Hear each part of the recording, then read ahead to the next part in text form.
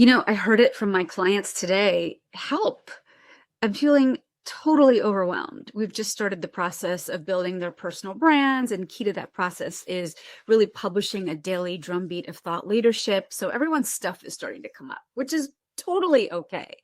Listen, I am now 13 years in business and I still get overwhelmed. So, for example, I'm currently in the process of getting life insurance.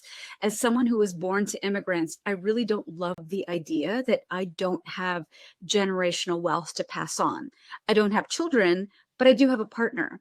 And his folks have been in this country for generations. So they do have generational wealth. But if I should, for whatever unfortunate reason, pass before him, what do I leave him? So I approached my financial advisor and I got a ton of paperwork that I got to flip to her. And the end result is that I was overwhelmed. Now, I used to have a very different talk track that used to run through my head, but today I actually have a framework. For the minute that overwhelm starts to kick in, I have a framework with which to negotiate that situation. And frameworks are important because what they do is they reduce tension. First, C is catch. I notice the overwhelm before it starts to spiral. In other words, what are the signs that I'm in a place of overwhelm? All right, I was raised by Asian tiger parents. So the first thing I would hear is my inner critic screaming very loudly that I'm a failure. Now, that is an absolutely incorrect statement. I'm by no stretch of the imagination a failure.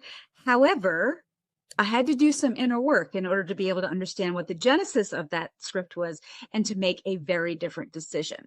The other thing that I typically ask is, where in your body do you feel the overwhelm?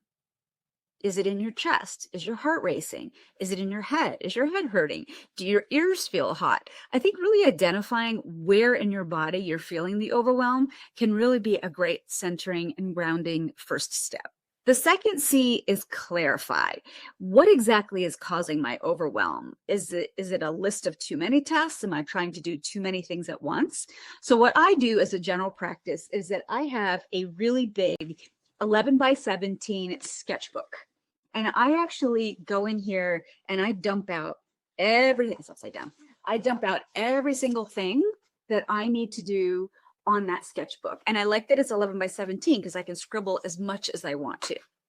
And then each night before I go to bed, when I'm in a very different headspace than I am in the morning when I'm already chasing the day, I sit down and I think about three things, and only three things that are going to go on this Post-it note that are my must-haves for the next day. And this way it cuts down on all the decision fatigue, because when I used to look at this, it made me even more overwhelmed because I didn't know where to start. But now if I just have three things on a little Post-it note, I'm very clear on the three things I need to get done. Now, those three things preferably are something that moves the needle. So it does require some quiet time and some think time to really understand what that big needle mover is and what is the work that actually funnels up to it. The third C is chunk. Break it down into smaller, manageable pieces. So when I saw that first email come through from my financial advisor, I immediately clicked it off because I was like, oh my God, there's so much paperwork I got to send in.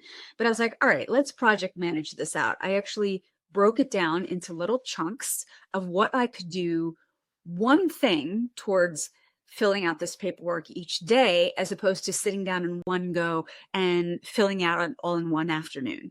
So I find that really chunking it down has been a tremendous way for me to cut down on my overwhelm. All right, and then the final one is cut. Can something wait? Can you delegate?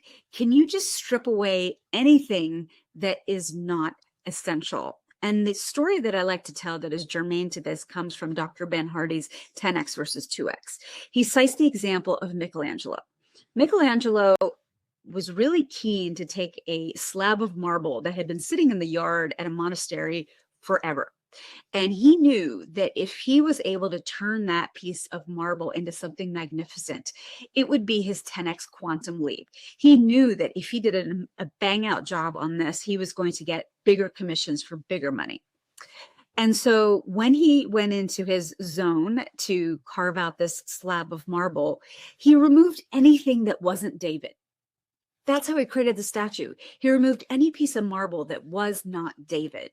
And so that's what I'm asking you to do. For you to make that next 10x leap, what is it that you have to remove from your list, from your calendar, in order to realize that quantum leap?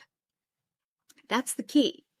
The second piece is that I have as my top job as a business owner, energy management as my number one priority. In fact, when you look at my post-it note, it actually has self-care as my number one priority. Now, in order for me to preserve that energy, I have on my Calendly booking link where people can book in to, do a discovery call with me. I have a deal breaker question on there. And what that deal breaker question is essentially doing is assessing their readiness to be able to work with me and their readiness to be able to invest with me. If they don't book on that Calendly link, that's information for me. If they say no to that deal breaker question, that's also information for me, because I, at the end of the day, don't want to look at my calendar and see so many calls that feels overwhelming. I want to only show up for the sales qualified leads. All right, the last C is calibrate.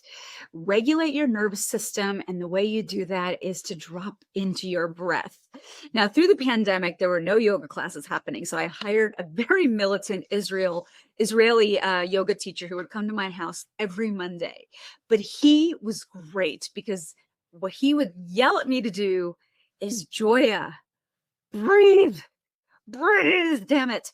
I was holding my breath so much, I had no idea until he called it out. And today, even though I'm not working with him anymore because I've returned to a regular studio, I hear his voice and remind myself to breathe. Instead of saying, I can't do this now, I say, I am doing the best that I can with what I've got right with me right now. Hey, I hope this is helpful to you. I'm a recovering TV anchor that's helping one time-pressed woman leader give a TED Talk or take a big stage in 2025. If any of this sounds interesting to you, please DM me or just let me know what you thought of this video.